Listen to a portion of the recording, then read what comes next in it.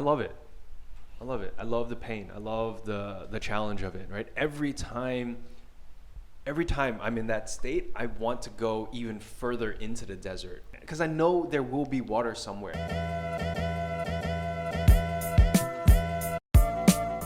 Welcome back, everybody. Rich Brubaker. Ryan Tam. Behind the grind. Really great to have you all back this week for another round of what I think will be just a lot of fun. Vision, tactics, staying true to who you are, why you got started, what your vision is. That's good. This is something I think a lot of people falter on. I think it's something that frustrates everyone, probably behind a lot of anxiety over the years. And so I want to bring this up because, we've had a lot of conversations lately. And honestly speaking, you seem a bit, like you're losing your faith, right? Like we talked through that. And I actually want to follow up with that because, staying true to your vision when tactically you got to pay bills, that's a process that I think most of us should spend more time talking about. Like it gets into grit, it gets into tenacity, focusing on, if we're too outcome focused versus too process focused. So I think, today we're going to spend some time looking at this. So as a starting point, 3 years ago when I interviewed you, you talked about your 100-year vision for innovation in China. Yeah. So can you actually just lay that out? Like when you got started, you had this big, audacious goal, the BHAG that everyone has, right? Lay that out. Like what is the vision? How did you see it? Like when you got started, what were you thinking? Why was this the vision? And then how did you set up for that? I love that you asked that question. What were you thinking when you started? Because it was really, thanks, Dad. That's what my dad was asking me, right? He's like, what were you thinking? Son. And, there wasn't that much thinking into it. And part of the thing was, for the first 20, 30 years of my life, I was an overthinker.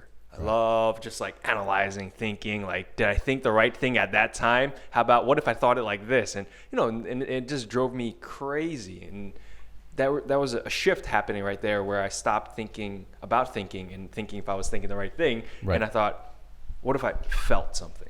Right. All right. And so the vision was very much an emotional thing. It had an emotional core, right? And where the idea was so many times there has been criticism about the creativity in China. This was back in when I started 7 years ago. Right. Actually, yesterday was the anniversary. Oh, happy 7. How about that? Happy 7, yeah. How do you like that? So 7 years ago when I was thinking about this idea, or not thinking about it, a lot of people were saying the innovation and creativity in China was real lackluster, right? And they were using much harsher words than that. They talked about the piracy, they talked about all that, and that all drove me crazy.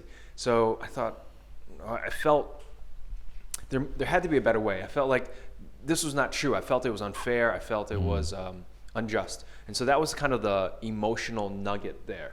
And I also felt like creativity had this way of allowing us to flip over something. Right. And so all of that gave me the emotional core for the vision. And I thought, well, how? That was the emotional core. Now, this is an emotional thing, but did you love it? Like we always hear, you should do what you love. Was this what you loved? Was it an outcome that you're looking for? Was it a process that you were looking to, go through yourself? Like how did that shape up? So did I love it? I mean, at that time I didn't know what I would be doing yet because I didn't think it through.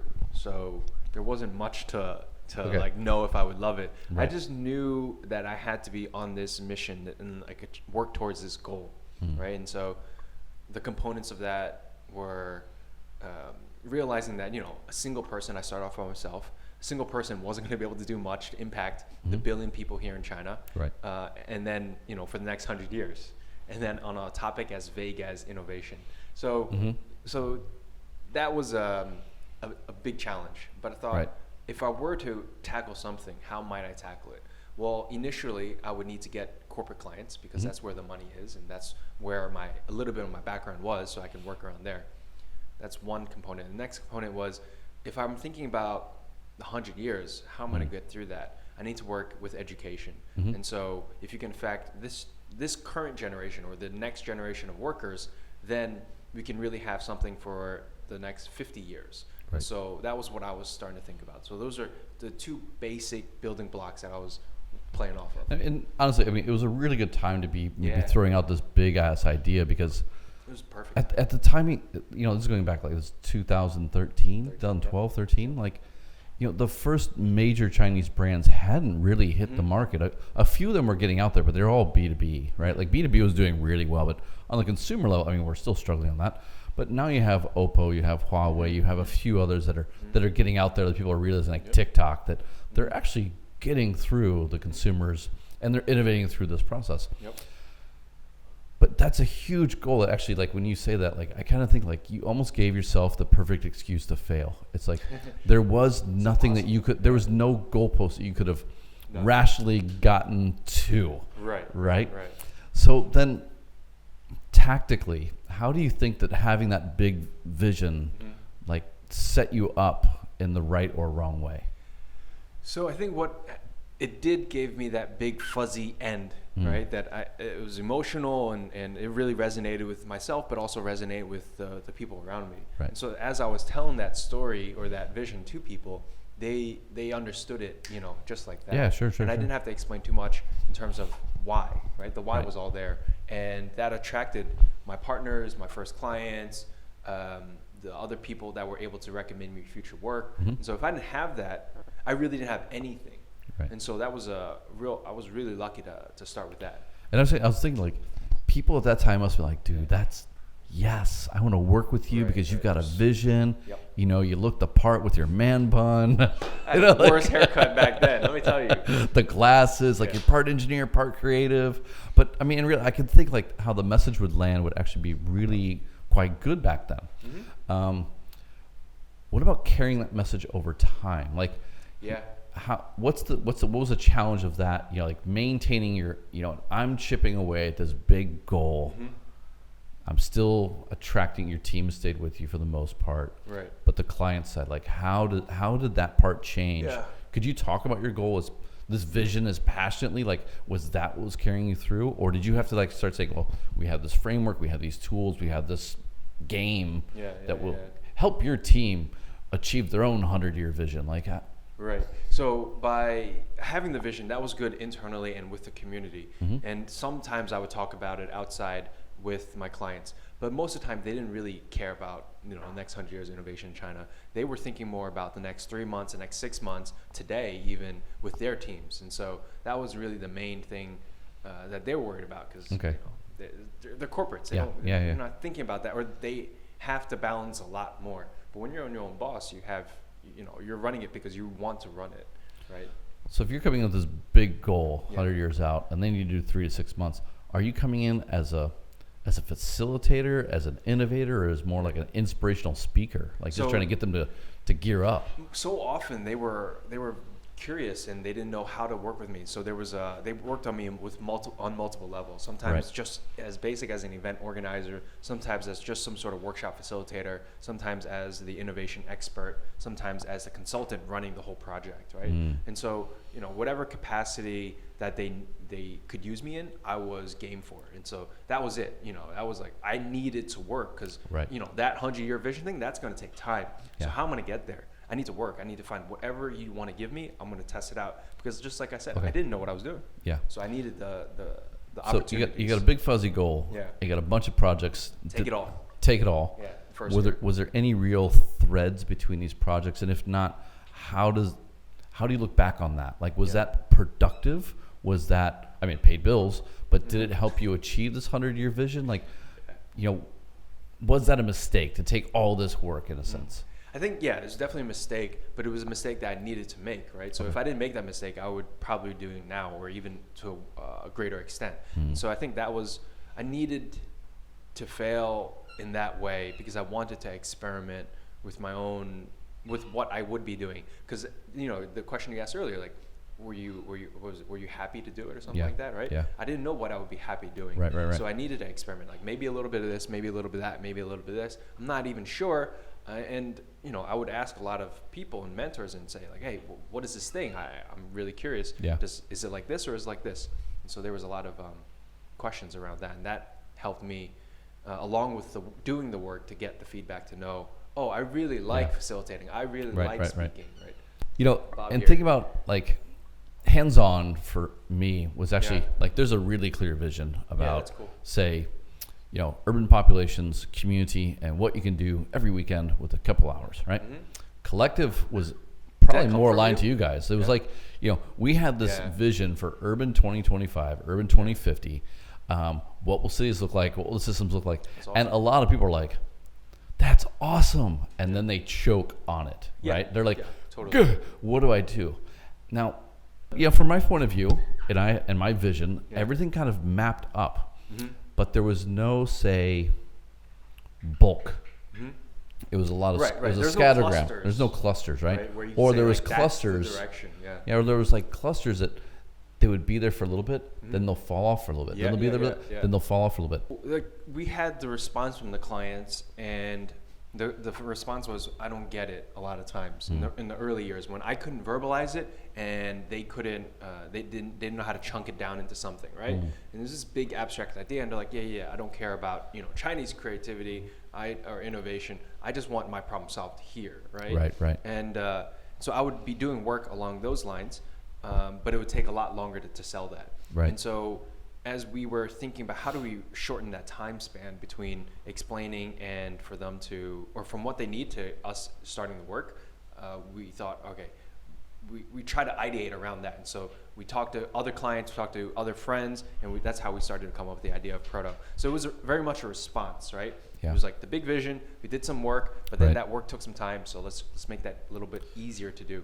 So another big fad these days is learning how to say no. Is that something that you wish you'd been better at?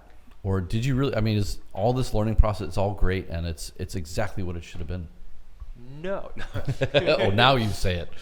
Yeah, so I think very, very much along the second lines, right? Like the process of learning was so essential, and it's something you can't avoid. Right. Like how are you gonna figure it out?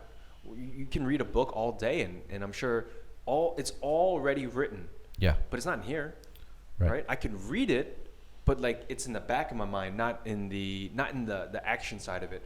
When you're talking to somebody, how does that come out? There's some interpretation that has to happen here. Right. And for me, I'm like I can't learn how to play a sport by reading a book, basically. Right. And so much of client interactions is a sport. Right. So much of dealing with your team is a sport in that sense. But if you're cross-training more than you're actually focused on your own sport, you're going to struggle to excel at your own sport. So how much is enough, or how much is too much, or how much is the right mix that you found? Well, you don't know, right? Okay. And so it would always be a pendulum swing back and forth, right? And I had to get that sense. And I think that's another aspect of orientation, right? As you're playing a balance, right? In a sport, you need to know how to, that flexibility and that balance, right? And the agility. So in the same way, you can't just have somebody tell you you're off balance. That's good. If you get that feedback, that's great. But you're not always going to get that. So I needed to learn how to balance myself through seeing like, wow, I'm spinning out of control on this side. Now I need to bring it back to this side, and then and I just go back and forth, right? And along the way, my team picks up a little bit, and then we start to hone in through that. And are there any kind of guiding principles or guardrails that you've come to really identify as part of that process? Give me a little more. Like, you're spinning out of control. You're going too far. Like, okay, no, I'm past the line. Have you learned to better recognize that line? And someone comes to you and says, "Hey, we want you to do this." You're like, actually, you know what? That's not feeding into this anymore. Like, yeah, anytime that we would have internal discussions with the team, we get a project and we would talk about it internally and we say, "Does this match what we want to do?" Right? And the team would pull us in different directions, and we would, through the dialogue, we would kind of go like, no, this is the core, right? But because we're open-minded, we do need to bring those leads in and have that discussion with everybody, and it's everyone's passions and interests that makes it a lot more feasible or like realistic what we're gonna do. We're not doing everything, and there's some things that we just cross a boundary to say like, no, we're not gonna do this. Like, no team building. Stop calling me for team building, right? Stop calling me for team building. So that's out, right? And things like this. So it's only based in learning and experience that we can start to draw these lines. Okay. Right? So some of it was painful. Okay, so speaking of painful, I think this is a good segue into grit and tenacity. I think like I totally understand this in a way. Like I'm very academic about the way that I approach things. Like I constantly want to learn. I constantly want to push myself. I constantly want to use the vehicle that I'm building, the organization I'm building, as a way for me to constantly maintain my own passion for the topics against this big vision. And I get sidetracked. Like it happens, right? Yeah. But every once in a while you need a team member, or you need a core team, like we're off, or you need to realize through your own, like, I know enough now. I'm good. I'm gonna go over here and learn something else new. But it is that balance and figuring things out. My last question to that is, like, at some point, I think all of us talk about, if we were to focus, and we saw people who focused on, we start off all in the same spot. They focused on a single product and they took off. That's cool. Their measure of success was very different. Did you ever have that conversation, and what pulled you back from saying, we're going to focus from that takeoff, that this is our model? Yeah, I mean, the idea of focus for us is a lot more of an open-ended, like, emotional goal, right? And so again, that 100-year vision thing, that comes back into play. Right. We're not saying, we need to hit these metrics all the time, right? There are some, and then we'll pass them, and some of them will work, and some of them won't work, right? So that's fine. And that provides a little bit of focus. And then on the other end of it, I think what creates that focus for us is our own internal passions. So it's coming from kind of inside out, rather than just having somebody tell us, like, we need to focus on this. And I think that doesn't work for the creative team of self-driven individuals that I have, right? There's a lot of fighting because we all got our own voices, and we're like, we all got passion. We got passion, and that's an intriguing thing to see how that's playing out in our younger team dynamic, and that's pretty cool. I'm enjoying it. I mean, you're learning, right? I'm learning, man. All right, so you're fighting your way through it. You're trying to figure out, like, what's the best way to move forward. Your business suffers and succeeds based on these decisions. There's been good years, there's been bad years. One of the things that's been kind of talked about a lot is grit and tenacity. I know that you've gone through some pretty dry desert land. The humps on the back are starting to wane a little bit. Does that really work? Does that really happen? I think so. Yeah, the camels. I don't know that. I mean, I'm curious. That was great. Well, I'm about to ask you, like, how the I'm losing some. how's things going? Like, it's getting slim. I mean, when you're going through this, what keeps you going when you can't see a body of water in front of you. You're thirsty. You need to pay some bills. Like, how and why do you remain this tenacious to get through it? Like, where's the source for that? And then how do you view the need for grit to get through this time? I love it. I love the pain. I love the challenge of it, right? Every time I'm in that state, I want to go even further into the desert. I want to, like, because I know there will be water somewhere. There's a certain sense of faith in the size of the market and the things that are happening, right? And just knowing that the work that I've been doing for the past 6 months, a year, 2 years of marketing and building relationships, in the 7 years before that of branding, that there will be some work eventually. So there's a certain sense of faith, right? That you have to have. Do you believe in your own system, right? And at the same time, are you building the next vehicle to allow you to counteract whatever you think is happening, right? So what do we mean by that? Like, we have our clients, they come occasionally, but it was like, feast or famine. So on the other hand, we need to develop a more stable line of revenue. So that would be the next set of products that we're developing. Right. So, we're looking at, because we don't know how to do that, or we weren't really, really sure. That was exciting to us. And that drove me, right? I needed those challenges, and I love that. Oh my God, like, to a certain extent, right? I mean, if it's way out there, like going to Mars, I'm like, I don't know how to do that, but right. Maybe I could figure it out. And I think that curiosity and that challenge, those two, like, and just, it's good. I don't know. Let's go figure it out. That's cool. Right? It's a real curious, like, mindset. I don't know. And then as a team, you have to maintain that same sense. You're mentioning kind of like there's some challenges there. So how do the others maintain this? Because you were the founder, you're the visionary, right? You brought this group of people together, and they've been with you for a while, so it's not like you're brand new and they're like employees. Like, they're emotional equity holders if they're not equity holders. Hardcore. How do they balance this? Because they also have their own lives. They also have their own vision. They also have their own needs to accomplish stuff. Yeah. How do you build grit and tenacity within the team then? I think I had to learn the hard way that they don't get it the same way I do. And where I had to learn how to self-balance, I needed to be the balancing element for them. Okay. And so when they were spinning off and going into the challenges and they didn't feel comfortable, I needed to be there to counterbalance for them and just say like, hey, things are okay. We will figure this out, to provide the alternative perspective for them so they could feel more comfortable going into the next round of challenges. Right. And there's a lot of tears. There's a lot of shouting and a lot of personal challenges that every single person has to go through. Yeah. And thankfully, I have a small team where I can spend time with them and allow them to do that. But we're just pushing them a lot. A lot of what we do is like reflection. Like, all right, what's going on in your world? Get in there. Like, let me know. Like, process it, right? And then verbalize it as much as you can. And like, let's explore that together and see which parts are I want to say accurate or calibrated to reality in a certain sense, right? Or healthy even. Like, you need a healthy dose of positivity. On that note, like, how much talking should you do versus how much, look, guys, put on your backpack. We're just going to keep trucking through this desert. Just let's not talk for an hour. Whoever talks last, we need to do that. We need to do a better job of that. But at the same time, people are people. Emotions are emotions. And if they, I've seen it when they're going through a rough patch, they break down. Yeah. In some sense, like, no person left behind. We got to bring them. Everyone fall back. Right. Let's deal with this right now. Okay. Let's get through it together. And if that person needs alone time, that's also okay.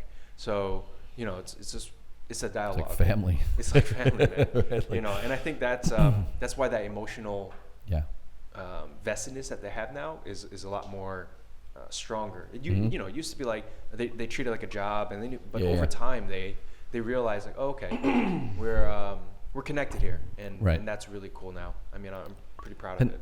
I mean, you've got a structure that's totally foreign to me, because you have this core team that, I mean, they really are. They've been involved for so long. They're equity holders at this point. You're kind of co-founders in many things. Exactly. I have a team, and those team, they're all employees. Right. And I mean, as we saw, like, it's now almost a full 18 months since the ship came apart. Like, you can push a staff on some level of that. And I think for me, in the area of sustainability, like, we have this super passionate group of people who want to save the world, right? Then they realize, like, oh, value chain, oh, stakeholders, oh, catalyst for change. Oh my God, this is so much work, right? Yeah. And then grit, friction starts to happen. And, I think, as we mentioned before, like, I had a really hard time managing people through that process. Like, you have to inspire them, you have to engage them, you have to manage them. Yeah. Or they're going to just go. And there is no alone time, because alone time means the team's breaking apart. And so it's a really active process to be like, what's going on? And then, I keep going on. But what I realize is it's very easy to separate yourself from the pack. And you're going, and you're like still, but you're also carrying everyone's weight. It alienates so much, right? And I've done that. So that's why I know it alienates, right? And I go like, why aren't you keeping up? Like, what are you doing? Like, why aren't you working? Walk faster. This is the time we have to do this now. Do not stop. We stop. We're dead, right? Yeah. Or like, all right, you want to stay, you stay. I want to keep going. I've done that. And sometimes I still do that. And, it's a give and take. So sometimes I'll pull back. Sometimes I'll go ahead.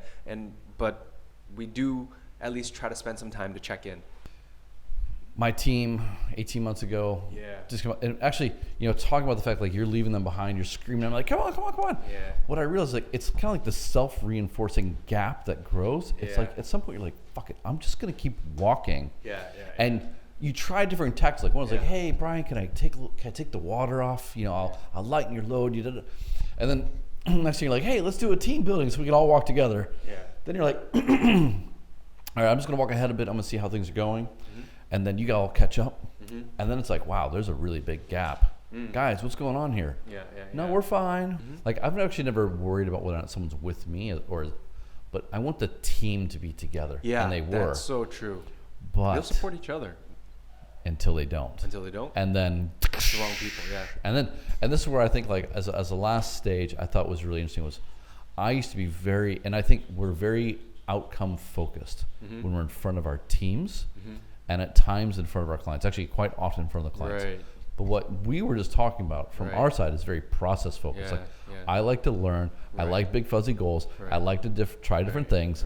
I like to, over time, find those. But actually, that process, in a way, I think also competes against executing on your vision. Now, we've already unpacked a lot. I've just dropped basically a whole another 4 episodes in this last couple sentences, I think. Yeah, that's a really good one. But it's like, I think this is where, if I think about executing on your vision, I mean, it's a huge ask to try and figure out sustainability and urbanization or 100 years of innovation. But you need that to basically be the thing over the horizon that you're going towards, right? But then grit and tenacity to get across that terrain, maintaining focus on process. Like, I don't know how to get there, but I can see the summit. And I don't know the fastest path. I'm probably gonna get lost, and I'm okay with that. It's different for us versus, say, our teams. And I think this is where things get really complicated as an entrepreneur, but also it should be where we start to find real joy in building the team. I love that. That's a great way to put it. Wow. Like, I don't think that we all appreciate that early on, but over time, as you go through the crying and you go through the tears of joy and pain, right? Like, you start to really, like, the process and the people are more important than the outcome. Right? In many ways, yeah. And without the process and the people, you're never going to achieve your vision. You're just going to be stuck in this constant scattergram that you'll look back and go, what did we do? Yeah. Right? You're in the weeds rather than You're too far in the weeds. Perspective. And I think that's the other thing, is that back and forth, right? We need to have that passion, and we need to make sure that people are along for the ride, right? And this is back and forth, back and forth. We need to have the results, and then we also need to think about, like, all right, where are we starting from? It's just every time. I don't know. That's the craziest part that most people aren't capable of doing is, like, they're just monodimensional, right? But we have to play across multiple areas all the time as the entrepreneur, as the boss, right? Like, all right, we got to do this, and this. I got to think on multiple levels, but also, like, emotionally, intellectually, business focus and all that. But then it's confusing for everybody else. Right. Well, and what's interesting is, I think we've talked about this a little bit. We probably should have an entire episode around it. It's like solo entrepreneurship versus partner-based. Yeah. Theoretically, it's supposed to be easier if you're in a partnership where you have people who can specialize on certain aspects of the organization. Where, and for me as a solo entrepreneur, I'm always like, oh, if I only had some partners. But actually, it's funny. Like, if you're listening to us, you realize, like, we're facing many of the same challenges, and we're attacking them in sometimes very similar ways. Like, the people involved might be driven by something a little bit different, and you might manage, inspire, engage them in a little bit different. But at the end of the day, the fundamentals are still the fundamentals, right? An equity player can be like, I'm out. Yeah, it's a little bit more painful to leave than, say, your average employee making, a monthly salary, but they can still do the exact same thing if you are getting too separate. Right? Love it. All right, so we're going to wrap this episode up because Ryan is getting very impatient. No, his drawing is amazing.